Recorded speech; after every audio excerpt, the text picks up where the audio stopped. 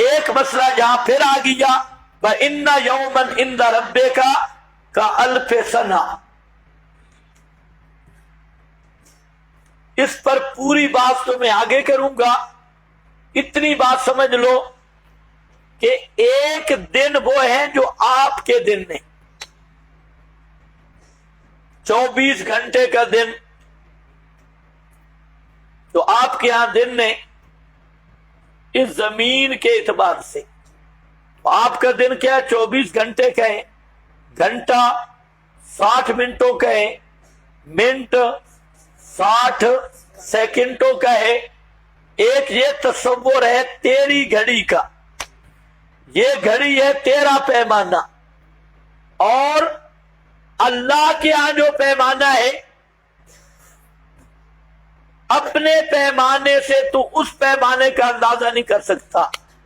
تیری گھڑی تیرا پیمانہ وہ کیا ہے؟ 1000 دن تک چلے تو اللہ کا پیمانہ کا الف سنہ کا ذکر کیا، کا الف سنہ مثل 1000 سال کی ہے، 1000 پورا ہونا ضروری نہیں، کا الف جیسے 1000 ہے، جیسے 1000۔ اس کا الف میں کیا ذکر کیا؟ کا الف سنہ 1000 سال کی طرح، متعین نہیں کیا کہ 1000 سال ہے۔ اتنا بتانا مقصود ہے کہ اپنے پیمانوں سے اوقات الہی، ایام الہی کو مت تولو۔ تیرا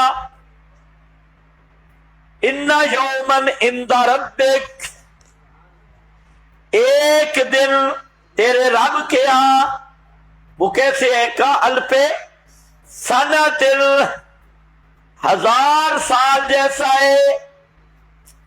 میں نے کچھ سمجھایا ہے، آپ کو سمجھ آیا کہ جو تمہارے پیمانے نا گھڑیوں والے، یہ اللہ کے ہاں یہ پیمانے نہیں ہیں۔ اور ویسے بھی سوچ لو، تم جہاں بیٹھے ہو تمہاری گھڑیاں تو چلتی ہے سورج کے ساتھ،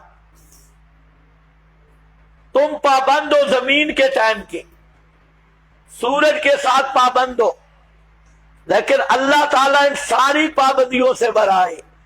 اس کے ٹائم بھی اپنے ہیں، اس کے پیمانے بھی اپنے۔ اتنا سمجھ لو کہ تمہارا 1000 سال ہو تو اللہ کے ہاں ایسے ہے جیسے ایک دن۔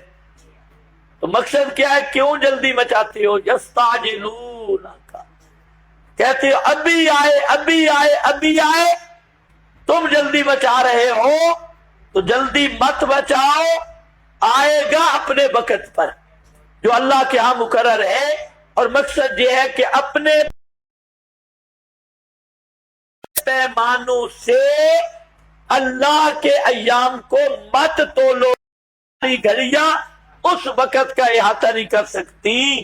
صرف سمجھانے کے لیے کہہ دیا کہ تمہارا 1000 سال ہو ایسی ہے اس کے ہاں جیسے ایک دن ہو۔ کوئی بات سمجھے؟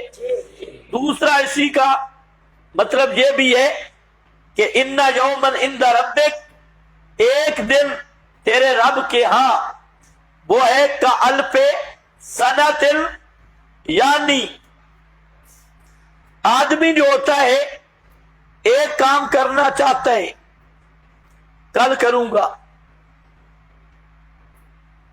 منصوبہ ہوتا ہے،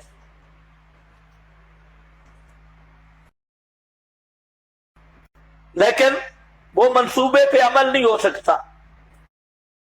اگر دیر ہو جائے تو منصوبے پہ عمل نہیں ہو سکتا۔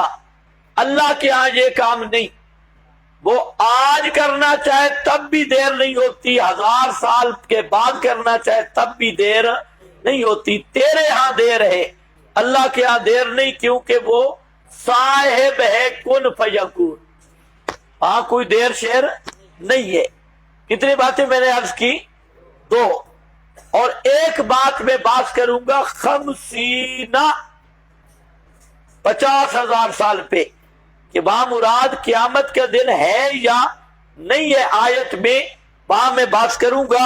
ابھی اتنی بات ذہن میں رکھ لو، جہاں پر لکھا ہے ان یومن عند ربک،